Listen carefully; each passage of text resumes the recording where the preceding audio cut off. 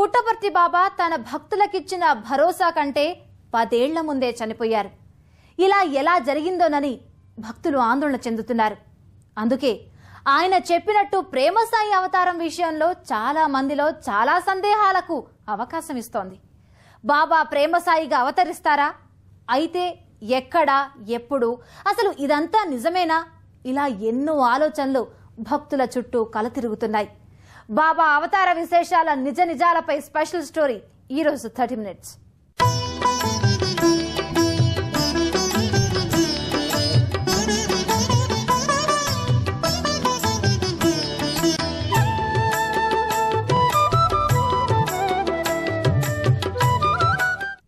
బాబా మరణం అత్యంత సాధారణంగా మానవ సహజంగానే జరిగినప్పుడు ఆయన అవతారం అసాధారణంగా ఎలా జరుగుతుంది?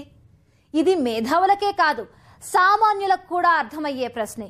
కానీ బాబా భక్తులు మాత్రం మళ్లీ సాయి తిరిగి జన్మిస్తాడని నమ్ముతున్నారు. మరి ఆ నమ్మకాలు నిజమవుతాయా? కాలగమనంలో బాబా మాటలు కూడా కనుమరుగవుతాయా? సత్యసాయి మహాసమాధి కార్యక్రమం ముగిసింది. మట్టితో మామూలు మనుషులకున్న అనుబంధాన్ని సత్యసాయి కూడా తన సహజ మరణంతో మరోసారి చాటి చెప్పారు.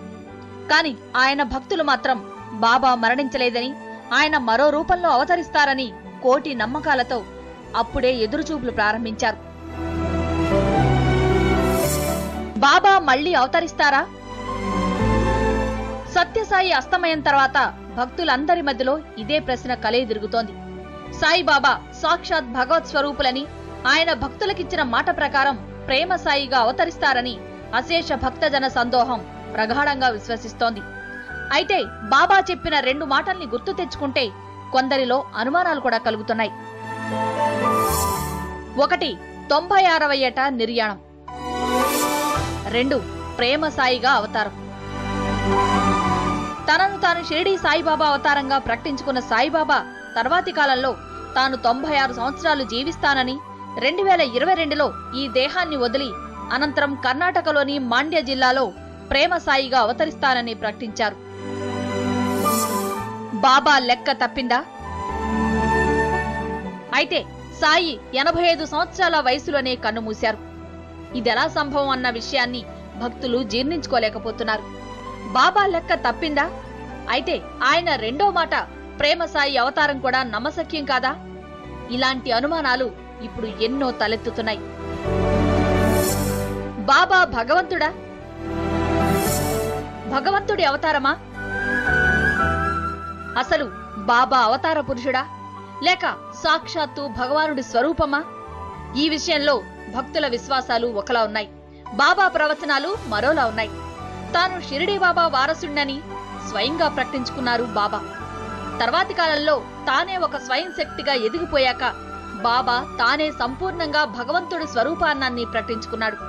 ప్రేమ భావనతో, సత్య శోధనతో ఈ మానవాళిని మమేకం చేయడానికి ఈ భూమి మీద అవతరించినట్టు బాబా ప్రవచించారు.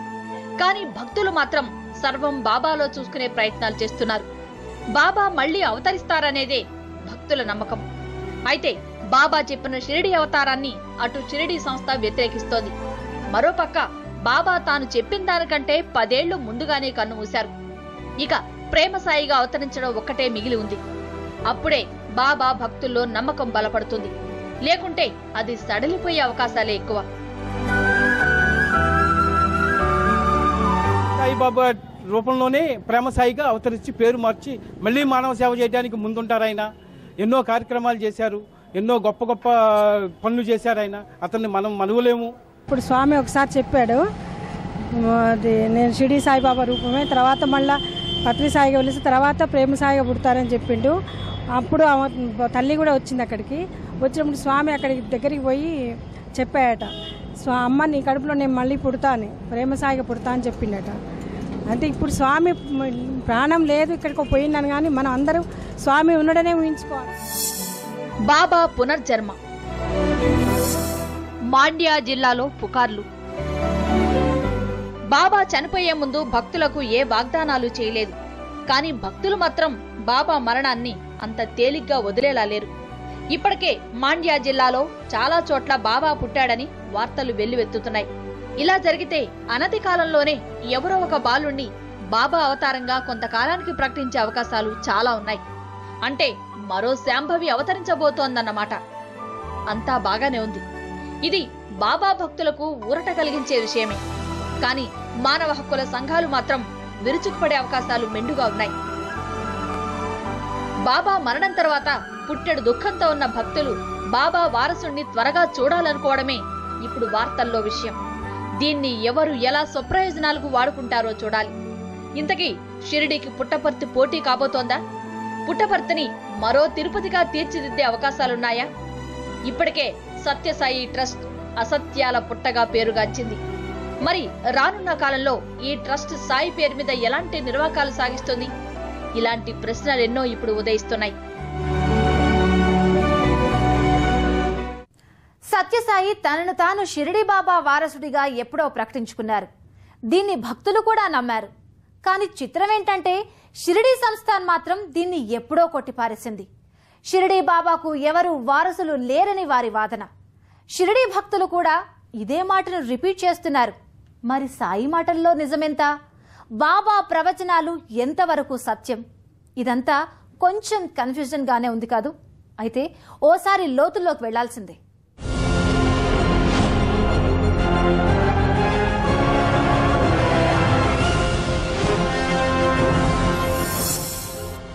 సత్యసాయి షిరిడి సాయి వారసుడు కాదా? ఇద్దరూ చెప్పినది ఒకటే, మనిషిని ప్రేమించండి, సంకీర్తనామం చేయండి, సేవా మార్గం పాటించండి. ఈ మూడు ఆయన చెప్పారు, ఈయన చెప్పారు. కనుక అక్కడ ఏం జరుగుతుందో ఇక్కడ కూడా అదే జరగబోతుందని కూడా మీకు తెలియజేస్తాం. కానీ షిరిడి సాయి భక్తుల వాదన మరోలా ఉంది. అసలు సత్యసాయి షిరిడి బాబా వారసుడే కాదంటున్నారు. షిరిడి బాబాకు వారసులు ఎవ్వరూ లేరని చెప్తున్నారు. ఇవాళ అవతారం షిరిడి సాయిబాబా అవతారంగా చెప్పడం అనేటువంటిది కరెక్ట్ విషయం కాదు. వారసులుగా మనం మాత్రం ఒప్పుకోవడం అయితే పద్ధతి కాదు. అది ఎవరు కూడా ఒప్పుకోరు. షిరిడి సాయిబాబా ప్రగాఢంగా నమ్ముకున్నటువంటి ఏ వ్యక్తులు కూడా ఒప్పుకోరు. షిరిడి సంస్థాన్ మాత్రం షిరిడి బాబాకు వారసులు లేరని, ఆయన మరో కొత్త అవతారం ఎత్తుతారన్న ప్రచారమంతా అబద్ధమని ఎప్పటినుంచో కొట్టిపారేస్తోంది.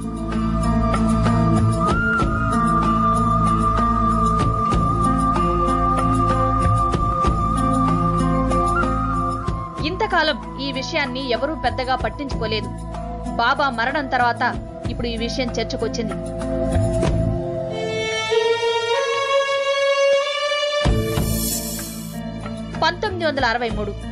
తాను షిరిడి సాయిబాబా వారసుణ్ణని సత్యసాయి తనకు తానుగానే ప్రకటించుకున్నారు. చాలా మంది ఆయన భక్తులు అది నిజమేనని నమ్మారు. అయితే షిరిడి సంస్థాన్ తమ బాబాకు వారసులు లేరని వాదిస్తోంది. ఈ వాదన సత్యసాయి బతికి ఉన్నప్పుడే షిరిడి సంస్థాన్ ప్రచారం చేసింది. ఈ విషయాన్ని బాబా ఎప్పుడూ ఖండించలేదు.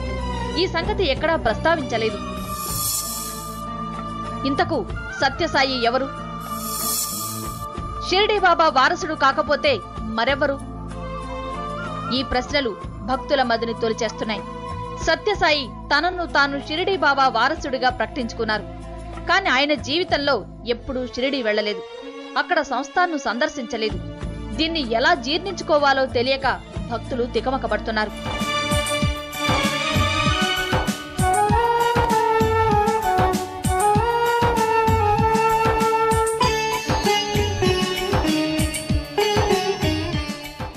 షిరిడి సాయిబాబా 1918 అక్టోబర్ 15న సమాధిలో ప్రవేశించారు. ఆ తర్వాత 8 సంవత్సరాలకు పుట్టపర్తి సాయిబాబా జన్మించారు. తాను బాబా అవతారం ఎత్తిన చాలా కాలం తర్వాత సత్యసాయి తనను తాను షిరిడి సాయిగా అభివర్ణించుకున్నారు.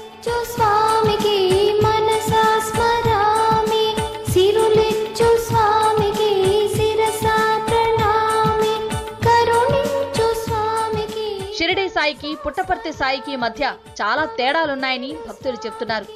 షిరిడి బాబా పూర్తిగా నిరాడంబరమైన జీవితాన్నే గడిపారు. ఆయన సజీవ సమాధిలో నిర్యాణం పొందినట్టు చెప్తారు. కానీ పుట్టపర్తి బాబా విషయంలో అలా జరగలేదు. షిరిడి బాబానేమో దైవాంశ సంభూతుడుగాను భావిస్తున్నాము.